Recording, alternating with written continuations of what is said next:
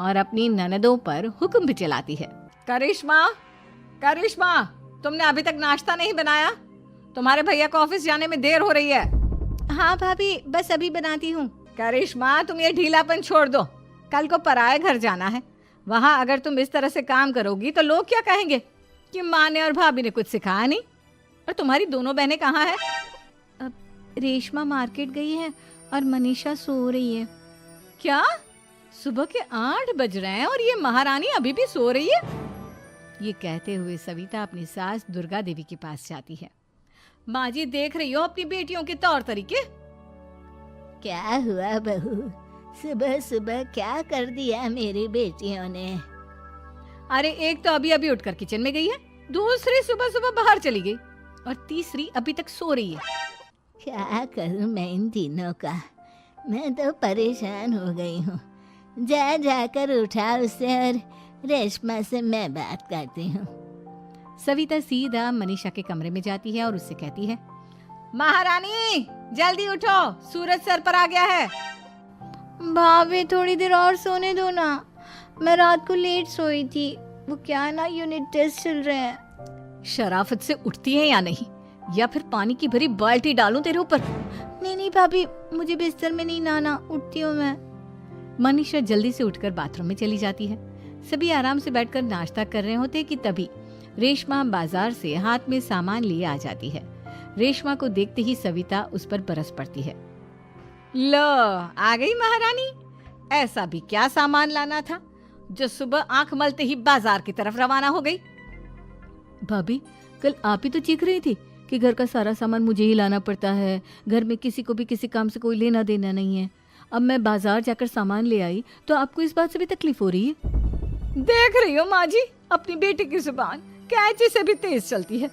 और मयंक, आप तो कुछ कहेंगे नहीं अपनी लाडली बहन को? रेशमा, अपनी भाभी से ऐसे बात नहीं करते। चलो माफी मांगो। भैया, मैं क्यों माफी मांगू? आप भाभी से बोलिए ना कि हम पर कम हुक्म चलाया करे। हम इस घर की बेटियां हैं और आपकी पत्नी की ननद है, नौकरानी नहीं। लो कर लो बात। इनकी भलाई के लिए कुछ भी बोलो तो इन्हें बुरा लग जाता है।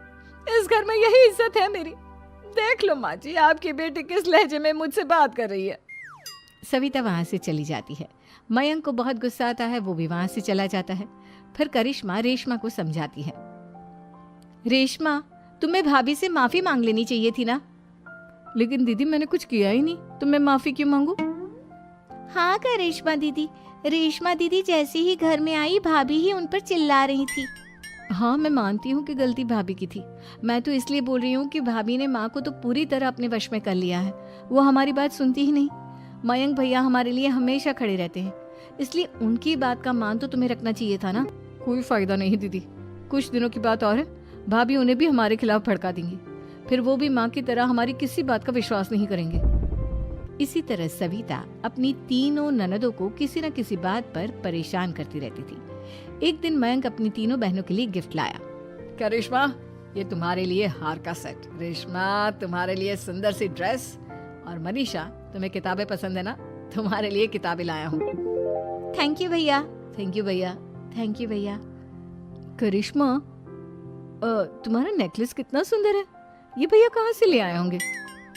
मैंने भैया को 3 दिन पहले फोन पर ये डिजाइन दिखाया था और आज भैया ये ले आए। सविता तो अपनी ननदों के गिफ्ट्स देखकर जल गई और करिश्मा का नेकलेस तो उसे भी बहुत पसंद आया था। अपनी बहनों के लिए कितना अच्छा नेकलेस लेकर आए हैं, मुझे कभी कोई गिफ्ट नहीं दिया। मैं आज ही ये हार चुरा लूंगी। रात में सविता करिश्मा का हार चुरा लेती है और इसी तरह उसे अपनी ननदों की जो भी चीज अच्छी लगती वो उसे मांगती नहीं, बल्कि रात के अंधेरे में चुरा लेती। इसी तरह दिन बीतते गए और सविता ने मयंक के दिल में भी उसकी बहनों के लिए नफरत पैदा कर दी। एक दिन मयंक ने करिश्मा और रेशमा के लिए रिश्ता देखा और ये बात उसने घर में सबको बताई। माँ, करिश्मा और रेशमा के लिए बहुत अच्छा रिश्ता आया है। वो लोग कल इन्हें देखने आ रहे हैं। आप और सविता मिलकर सारी तैयारी कर लेना। ये सुनकर करिश्मा और रेशमा खुश हो जाती हैं, लेकिन सविता सोचती है, अगर इन दोनों बहनों की शादी हो गई तो घर और बाहर का काम कौन करेगा? मनीषा तो 1 नंबर की कामचोर है, उससे तो किसी बात की उम्मीद लगाना ही बेकार है। मुझे इस शादी को रोकना होगा। अगले दिन सभी लड़के वालों के स्वागत की तैयारी करने में लगे होते हैं। तभी मयंक अपनी बहनों से आकर कहता है, तैयार हो गई तुम दोनों? देखो दोनों लड़के बहुत अच्छे हैं, मैं कोई कसर नहीं छोड़ना चाहता, इसलिए तुम उनके सामने अच्छे से बिहेव करना और अपनी भाभी से लड़ने मत लग जाना। करिश्मा, तुम वो नेकलेस पहन लो ना जो मैं तुम्हारे लिए लाया था। भैया मैं बहुत देर से वो नेकलेस ढूंढ रही हूँ लेकिन मुझे मिल ही नहीं रहा। क्या तुमने नेकलेस खो दिया? तुम्हें पता भी है वो कितना महंगा था? तुम कोई काम ढंग से नहीं कर सकती। मयंक गुस्से में वहां से चला जाता है। थोड़ी देर बाद लड़के वाले भी आ जाते हैं। वो दोनों बहनों को पसंद कर लेते हैं और रिश्ता पक्का हो जाता है। लेकिन सविता के दिमाग में तो कुछ और ही खिचड़ी पक रही थी। वो पंडित जी के पास करिश्मा की कुंडली लेकर जाती है और उन्हें पैसे देकर करिश्मा की कुंडली बदलवा देती है। जब लड़के वालों के पास करिश्मा की कुंडली जाती है तो वो दुर्गा को फोन करते हैं। बहन जी, हमने करिश्मा की कुंडली अपने पंडित जी को दिखाई थी। आपकी बेटी की कुंडली नहीं बल्कि दोषों का पिटारा है। देखिए, मैं और मेरे पति इन सब बातों में बहुत विश्वास करते हैं, इसलिए हम आपकी बेटी से अपने बेटे की शादी नहीं करा सकते। इस तरह करिश्मा का रिश्ता टूट जाता है और सभी घर वालों को बहुत दुख होता है। अब कविता सोचती है, चलो करिश्मा का तो रिश्ता टूट गया, अब रेशमा का भी रिश्ता तोड़ना है। क्या करूं? अब सविता आवाज बदलकर किसी अननोन नंबर से रेशमा के होने वाले ससुराल में फोन करती है। हेलो, मैं कौन हूँ कौन नहीं ये आपके लिए जानना ज़रूरी नहीं, बस इतना सुन लो कि रेशमा का 2 साल से किसी के साथ अफेयर चल रहा है। बस रेशमा का रिश्ता तोड़वाने के लिए सविता का इतना कहना काफी था। अब रेशमा का भी रिश्ता टूट गया। मयंक और दुर्गा देवी ने रेशमा को खूब खरी खोटी सुनाई और उससे बार बार उस लड़के के बारे में पूछने लगी। आप दोनों मुझे क्यों परेशान कर रहे हो? अरे कोई लड़का होगा मेरी लाइफ में तो मैं बताऊंगी ना, जब कोई है ही नहीं तो कहाँ से लाऊं मैं कोई लड़का? तो तेरे होने वाले ससुराल वालों को फोन किसने किया था? माँ मैं नहीं जानती किसने फोन किया था, मैं सच कह रही हूँ। मैं तो पहले ही कह रही थी इसकी लगाम खींच कर रखो, लेकिन मेरी सुनता ही कौन है। आप चुप रहिए भाभी, ये सब आपका ही किया धरा है। अब तीनों बहनों को विश्वास हो जाता है कि ये सब उनकी भाभी ही कर रही है। तीनों बहनें अपनी भाभी को सबक सिखाने के लिए एक वकील कर लेती है और घर में हिस्सा मांगना। देखो भैया, माँ बाप की जायदाद में जितना बेटों का हक होता है उतना ही बेटियों का, इसलिए इस घर के 4 हिस्से होंगे और हमें अपना हिस्सा चाहिए।